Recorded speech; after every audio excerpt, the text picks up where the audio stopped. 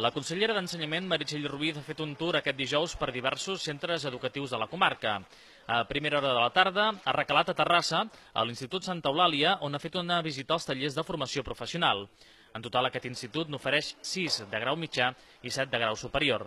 La consellera considera que en aquesta legislatura la formació professional és clau com una via de sortida laboral per als joves i com a creació d'oferta per a les empreses. Avui en dia tenim cicles formatius que encara no has acabat i ja tens feina.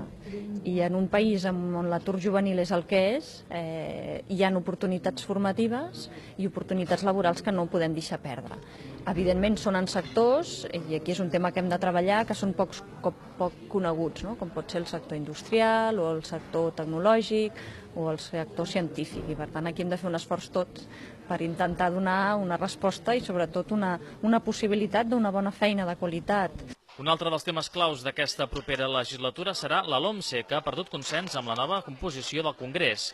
Ruiz demana no només que es paralitzi la seva calendarització, sinó que es derogui per complet.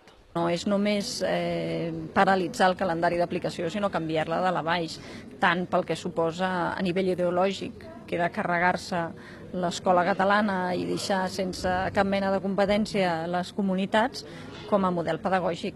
La consellera ha estat acompanyada per la regidora d'Educació, Rosa Maria Rivera, i per la directora dels Serveis Territorials, Carme Vigués. Vigués ha ratificat l'inici proper de les obres dels instituts Can Roca i Aymerigues, licitades el passat setembre.